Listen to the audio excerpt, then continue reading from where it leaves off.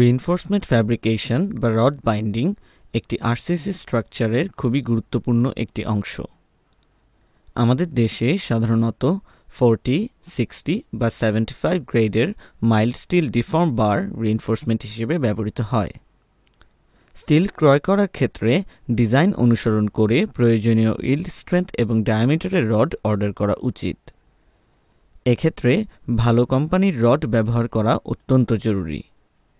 মনে রাখতে হবে যে কাজের মান যতই ভালো হোক না কেন, মানসম্মত স্টিল ব্যবহার না করলে তা কখনোই কার্যকরী হবে না। স্টিল ক্রয়ের ক্ষেত্রে বিলেট হতে প্রস্তুতকৃত স্টিল কেনা উচিত।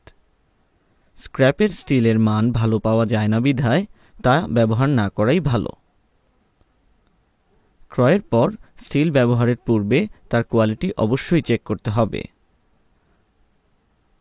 ফিল্ডে খুব সহজেই যে চেকগুলো করা যায় তা হলো স্টিলের গায়ে ম্যানুফ্যাকচারারের নাম এবং ইল্ড স্ট্রেংথ ঠিকমতো লেখা আছে কিনা।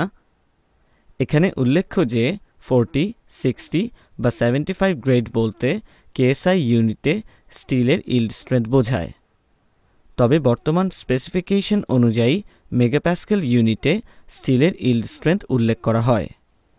এই চার্টে আমাদের দেশে বর্তমানে ব্যবহৃত স্টিলের গ্রেড এবং তাদের করেসপন্ডিং ইল্ড স্ট্রেংথ দেখা যাচ্ছে। এখানে উল্লেখ্য যে গ্রেডের পরে ডব্লিউ অক্ষরটি স্টিলটি ওয়েল্ডেবল কিনা তা নির্দেশ করে। এছাড়াও দেখতে হবে যে স্টিলের ডায়ামিটার সঠিক আছে কিনা, স্টিলের সারফেস রাস্ট ফ্রি কিনা এবং বান্ডেলের বাঁকানো প্রান্তে কোনো ক্র্যাক আছে কিনা। স্টিলের ল্যাবরেটরি টেস্টের ক্ষেত্রে সরবরাহকৃত স্টিলের বান্ডেল থেকে র্যান্ডমলি 3টি 1 মিটার রড কেটে সেগুলো টেস্টে পাঠানো উচিত। স্টিলের কোয়ালিটির ক্ষেত্রে যে টেস্টগুলো অবশ্যই করা উচিত সেগুলো হলো ইল্ড স্ট্রেংথ ডিজাইন স্ট্রেংথের বেশি আছে কিনা, ইলংগেশন এএসটিএম এর মিনিমাম ইলংগেশনের থেকে বেশি আছে কিনা, বার ডায়ামিটার সঠিক আছে কিনা ইত্যাদি। এছাড়াও বেন্ড রিবেন টেস্ট করা উচিত।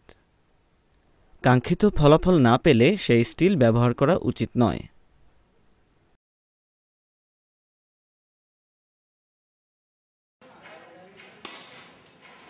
ডিজাইন দেখে সঠিক স্ট্রেংথ এবং ডায়ামিটারের ডিফর্ম বার বেছে নিয়ে সেগুলো সোজা করা হয়। ছোট সাইটের ক্ষেত্রে অনেক সময় রড সোজা করার জন্য পর্যাপ্ত জায়গা পাওয়া যায় না। সেক্ষেত্রে পার্শ্ববর্তী স্থানে তা করা যেতে পারে, তবে খেয়াল রাখতে হবে যে এই কাজটি যেন রাস্তা বা পারিপার্শ্বিক পরিবেশের স্বাভাবিক কার্যক্রমে বিঘ্ন সৃষ্টি না করে।